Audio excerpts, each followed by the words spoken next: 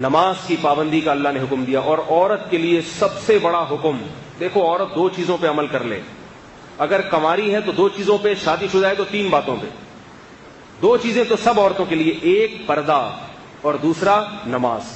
عورت کا دین بہت آسان ہے، اپنے جسم کی نمائش نہ کرے۔ بڑا فساد پھیلایا آج عورتوں نے، جتنے زنا ہو رہے ہیں، جتنی طلاقیں ہو رہی ہیں، ان کے پیچھے کسی نہ کسی عورت کا ہاتھ ہوتا ہے۔ خدا کی قسم میرا خون کے آنسو روتا ہوں جب میرے پاس شادی شدہ عورتوں کے فون آتے ہیں کہ ہمارے میاں کے اتنی عورتوں سے چکر چل رہے ہیں، گھر میں بچوں کی طرف توجہ نہیں ہے، آفس میں لڑکیوں سے دوستیاں۔ تو میں کہتا ہوں یہ دوستیاں لگانے والی، لفٹ کرانے والی کون ہے؟ وہ بھی تو عورت ہے نا، عورت ہی تو ہے جو آپ کا گھر خراب کر رہی ہے۔ اس کو اللہ نے گھر میں بیٹھنے کا حکم دیا، اس کو اللہ نے کہا کہ اگر گھر سے باہر نکلنا ہے تو یدنین علیہن من جلابیبہن، اللہ فرماتے ہیں اپنے اوپر چادریں لے کے، برقعے لے کے نکلو، اپنے جسم کی نمائش مت کرو، خوشبو لگا کے گھر سے باہر نکلنا عورت کے لیے حرام۔ تو خواتین اگر آج توبہ کر لیں اور اس کا اہتمام کر لیں کہ ہم پردہ کریں گے مکمل، اور پردہ اپنے چچازاد بھائی سے بھی ہوتا ہے، دیور سے بھی ہوتا ہے، جیٹھ سے بھی ہوتا ہے۔ اسلام میں عورت کی جس سے شادی ہوتی ہے صرف وہی اس کا شوہر ہوتا ہے۔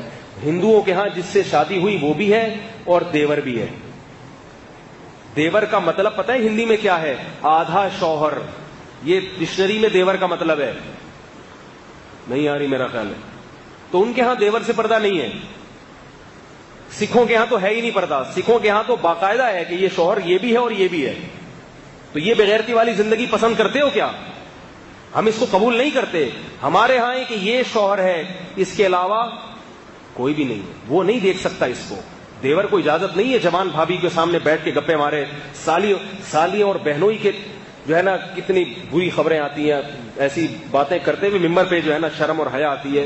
برائی کا تذکرہ کرنا بھی برائی کی اشاعت۔ کتنے فون آتے ہیں خواتین کے کہ میرے میاں مجھ میں دلچسپی نہیں لے رہے، بہن میں دلچسپی لے رہے ہیں۔ میری سالیاں آ رہی ہیں، گپے لگا رہی ہیں بہنوئی سے۔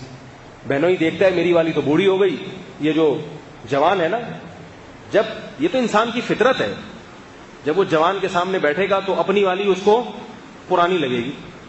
اس کے 10 بچے ہو گئے ہیں، وہ پرانی لگ رہی ہے، اور یہ کیا ہے؟ بالکل نہیں۔ تو وہ ادھر توجہ جاتی ہے اس۔ تو اللہ نے سالی کو کہہ دیا کہ تمہیں بہنوئی کے سامنے بیٹھنے کی ضرورت نہیں ہے، تمہیں اجازت نہیں ہے۔ اگر وہ پردہ کر لے گی تو اس کی بہن کا گھر بھی بچے گا کہ نہیں بچے گا؟ ہے بھائی، اس کی شوہر کی ساری توجہ کس طرف رہے گی؟ لیکن اس کو ہمارے معاشرے میں برا سمجھا جاتا ہے۔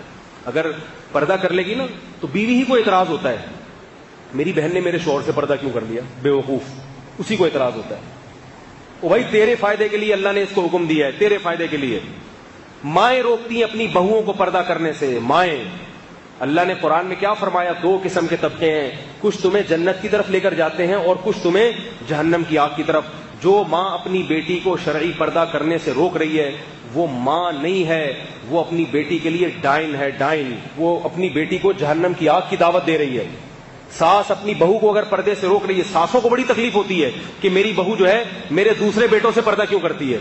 یہ بڑے واقعات سامنے آتے ہیں، ساس کو تکلیف ہوتی ہے میری بہو پردہ کیوں کر رہی ہے میرے دوسرے بیٹے سے۔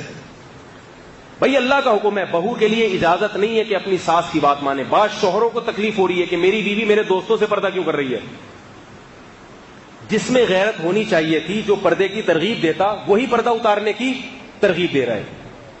تو عورت اگر پردے کی حفاظت کر لے، دیکھو کیسی عفت تھی۔ حضرت فاطمہ رضی اللہ تعالی عنہ نے وصیت کی، میرا جنازہ رات کو لے کے چلنا، رات کو میرے جنازے پہ بھی نظر نہ پڑے کسی کی۔ کہاں گئی وہ عفت، کہاں گئی وہ پاک دامنی، کہاں گئی وہ حیا؟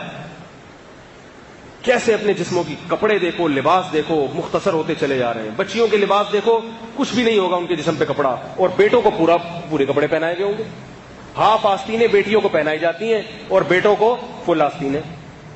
یہ کیا ہو رہا ہے ہمارے معاشرے کو؟ کہاں کو جا رہا ہے بھائی؟ ان چیزوں کو روکنے کی کوشش کریں۔ اگر ہم قرآن پر ایمان رکھتے ہیں، ہم مسلمان ہیں، حیا والے لوگ ہیں، انگریز نہیں ہیں، انگریز نہیں ہیں۔ ان کے ہاں سب حلال ہے، سب حلال ہے، درندے بن چکے ہیں وہ۔ ابھی دیکھو نا، ایک کلب میں کسی پٹھان نے جا کے فائرنگ کر دی، سب کو مار دیا۔ ہم جس پرست، میں نہیں کہہ رہا کہ وہ قتل کرنا جائز تھا یا اس نے صحیح کام کیا، میں یہ نہیں کہہ رہا، لیکن اس سے اس معاشرے کی گندگی کا تو پتہ چلتا ہے۔ کلب بنے ہوئے ہیں لڑکوں سے لڑکوں کی بدکاری کرنے کے لیے، تو کیا تم بھی یہ چاہتے ہو تمہارا کلچر بھی مستقبل میں ایسا ہو جائے؟ تو یاد رکھو، آج وہ جس اسٹیج پر پہنچے ہیں اچانک نہیں پہنچ گئے. پہلے ان کا کلچر بھی ایسا بنا تھا جیسے آج ہمارا ہے, مگر ان کے بڑوں نے اس کلچر کو تبدیل کرنے کی کوشش نہیں کی. نتیجہ کیا ہوا؟ برائی ہوتے ہوتے وہاں تک پہنچ گئی ہے. اگر ہم نے اپنے گھروں پہ, اپنی بیٹیوں پہ کنٹرول کرنے کی کوشش نہیں کی, معاشرے میں کو پردہ کرانے کی کوشش نہیں کی, تو یاد رکھو ہمارا مستقبل بھی پھر ویسا ہی ہوگا.